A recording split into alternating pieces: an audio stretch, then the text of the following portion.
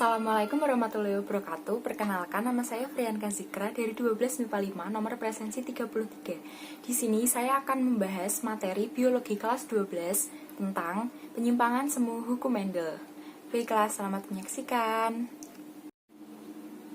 Mendel telah melakukan percobaan persilangan monohibrid dan dihibrid. Dari percobaan tersebut didapat rasio fenotip monohibrid 1:2:1, sedangkan rasio fenotip dihibrid yaitu 9:3:3:1.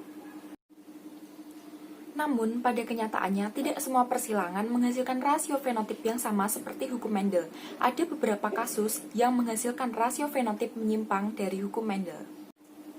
Hal tersebut disebabkan oleh beberapa gen yang mempengaruhi pada saat pembentukan fenotip atau keturunan. Lalu, di sini muncul pertanyaan, apakah Mendel salah? Dan jawabannya adalah Mendel benar, karena rasio fenotip yang dihasilkan masih sesuai dengan aturan hukum Mendel. Maka, rasio fenotip yang dihasilkan ini disebut dengan penyimpangan semu hukum Mendel. Penyimpangan semu hukum Mendel ada 5. Yang pertama, atavisme, yang kedua, kriptomeri, yang ketiga, polimeri, yang keempat, epistasis hipostatis, dan yang kelima, komplementer.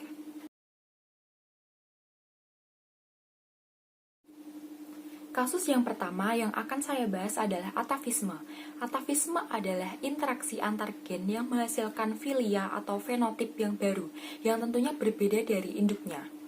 Kasus atavisme ini bisa kita temui pada jengger ayam. Seperti yang kita bisa lihat pada gambar di samping ini, ada 4 jenis jengger ayam. Yang pertama ada single, yang kedua ada pea, yang ketiga ada walnut, dan yang keempat ada rose.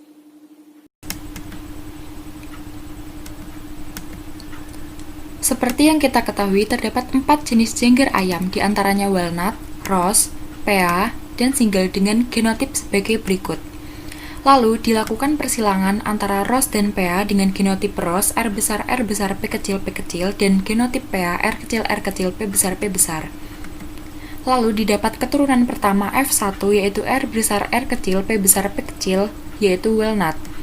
Interaksi antara gen R besar dengan P besar menimbulkan karakter baru yang berbeda dengan karakter induknya. Jika keturunan F1 disilangkan dengan genotip tersebut, maka berdasarkan tabel di atas diperoleh F2 adalah walnut R besar X, P besar X, rose R besar X, P kecil, pea R kecil, P besar X, single R kecil, P kecil, dengan rasio fenotip walnut banding rose banding pea banding single 9:3:3:1.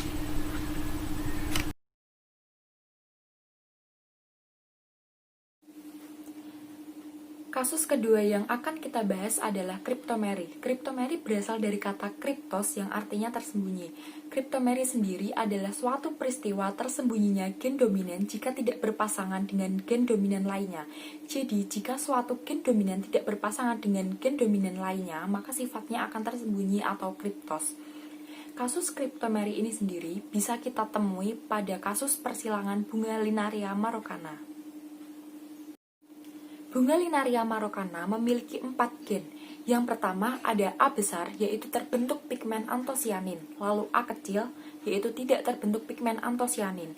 Lalu ada B besar, yaitu protoplasma basah, dan B kecil, yaitu protoplasma asam. Pada kasus kriptomeri, dilakukan persilangan bunga Linaria marokana merah dan bunga Linaria marokana putih. Lalu didapatkan F1, yaitu A besar A kecil B besar B kecil berwarna ungu. Jika keturunan F1 disilangkan, maka didapat genotip sebagai berikut. Berdasarkan tabel tersebut, diperoleh keturunan F2 merah dengan genotip A besar X, B kecil, ungu dengan A besar X, B besar X, putih A kecil, B besar X, dan A kecil, B kecil, dengan rasio fenotip merah banding ungu banding putih 3:9:4. Mengapa pada kasus kriptomeri bisa terjadi hal seperti itu? Yang pertama, perlu diingat gen-gen yang dimiliki oleh Linaria marokana yang terdapat di poin 1 ini Lalu warna merah dihasilkan dari pigmen antosianin dalam lingkungan asam, sehingga bunga yang berwarna merah disimbolkan dengan A besar B kecil atau A kecil A besar B kecil B kecil. Jika di dalam plasma tidak terdapat pigmen antosianin, maka akan terbentuk warna putih tanpa adanya pengaruh dari lingkungan, sehingga bunga yang berwarna putih disimbolkan dengan A kecil B besar atau A kecil B besar B kecil atau A kecil B kecil B kecil. Ketika bunga berwarna merah dan bunga berwarna putih disilangkan, gen dominan A besar tidak bertemu dengan gen dominan A besar yang lain. Begitu juga dengan gen dominan B besar. Akibatnya, sifat gen dominan tersebut akan tersembunyi dan F1 menghasilkan warna ungu seperti pengertian kriptomeri. Nah, kalau warna ungu ini berasal dari pigmen antosianin yang berwarna pada lingkungan yang bersifat basa.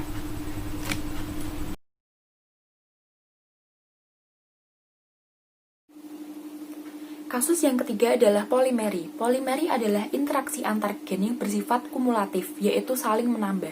Jadi, gen-gen tersebut saling berinteraksi untuk mempengaruhi dan menghasilkan keturunan-keturunan yang sama. Pada kasus ini bisa diibaratkan dengan spektrum warna. Kasus ini bisa kita temukan pada gandum berbiji merah yang memiliki dua gen, yaitu M besar 1 dan M besar 2. Sehingga ketika dua gen ini bertemu, maka akan menghasilkan warna yang semakin kuat atau warna yang semakin pekat. Pada kasus polimeri dilakukan persilangan gandum berbiji merah dengan gandum berbiji putih. Lalu didapat keturunan F1 yaitu M besar 1, M kecil 1, M besar 2, dan M kecil 2 berwarna merah. Lalu dilakukan persilangan antara keturunan F1 dengan sesamanya dengan genotip sebagai berikut. Berdasarkan hasil F2, dapat kita ketahui kalau banyaknya jumlah gen M besar akan mempengaruhi warna pada biji gandum. Semakin banyak faktor M besar, maka warna biji gandum semakin tua atau gelap. Dengan rasio fenotip merah banding putih 15:1. Kasus penyimpangan semu hukum Mendel yang keempat adalah epistasis dan hipostasis. Kasus ini merupakan ketika peristiwa suatu gen dominan akan menutupi gen dominan lainnya yang bukan alelnya. Gen yang menutupi disebut epistasis, sedangkan gen yang ditutupi disebut hipostasis. Kasus ini bisa ditemukan pada persilangan labu. Pada kasus epistatis dan hipostatis, dilakukan persilangan antara labu putih dengan labu kuning. Lalu didapat keturunan F1 P besar P kecil K besar K kecil yaitu 100% labu putih. Diketahui bahwa gen P besar merupakan gen dominan terhadap P kecil dan gen K besar dominan terhadap K kecil. Pada F1, gen P besar dan K besar berada bersama dan keduanya bersifat dominan. Akan tetapi, sifat yang muncul pada F1 adalah putih. Hal ini menandakan kalau gen P besar bersifat epistasis atau menutupi terhadap gen K besar dan gen K besar bersifat hipostasis atau ditutupi oleh gen P besar. Lalu dilakukan persilangan antara keturunan F1 dengan sesamanya, yaitu dengan genotip sebagai berikut. Berdasarkan tabel tersebut diperoleh F2 labu putih dengan genotip P besar X, K besar X, dan P besar X, K kecil, labu kuning dengan genotip P kecil, K besar X, labu hijau dengan genotip P kecil, K kecil. Dengan rasio fenotip labu putih banding labu kuning banding labu hijau 12:3:1. Kasus penyimpangan semu hukum Mendel yang terakhir adalah komplementer. Komplementer adalah interaksi antar gen dominan yang sifatnya berbeda namun saling melengkapi, sehingga muncul fenotip tertentu. Jika salah satu gen tidak muncul, maka sifat yang dimaksud pun tidak akan muncul. Contoh kasus komplementer ini bisa kita temui pada persilangan bunga Lathyrus odoratus yang memiliki 4 gen. Yang pertama yaitu C besar yaitu mengandung pigmen warna, lalu ada C kecil yaitu tidak mengandung pigmen warna, lalu ada P besar yaitu mengandung enzim pengaktif, lalu ada P kecil yaitu tidak mengandung enzim pengaktif. Pada kasus komplementer dilakukan persilangan antara bunga putih dengan bunga putih. Lalu didapat F1 C besar C kecil P besar P kecil berwarna ungu. Sifat C besar dominan terhadap C kecil dan P besar dominan terhadap P kecil. Dapat dilihat bahwa F1 kedua gen dominan, yaitu C besar dan P besar yang memiliki sifat yang berbeda. Keduanya akan saling melengkapi dan membentuk individu baru, yaitu bunga berwarna ungu. Apabila hanya terdapat gen C besar tanpa gen P besar, atau sebaliknya, maka akan tetap menghasilkan keturunan dengan sifat warna putih. Lalu dilakukan persilangan keturunan F1 dengan sesamanya dengan genotip sebagai berikut. Berdasarkan tabel tersebut diperoleh keturunan F2 yaitu bunga ungu dengan pigmen warna dan enzim pengaktif C besar X, P besar X. Bunga putih dengan pigmen warna dan enzim pengaktif C besar X, P kecil, P kecil. Bunga putih tanpa pigmen dan ada enzim pengaktif C kecil, C kecil, P besar X. Lalu ada bunga putih tanpa pigmen warna dan enzim pengaktif C kecil, C kecil, P kecil, P kecil dengan rasio fenotip ungu banding putih 9:7.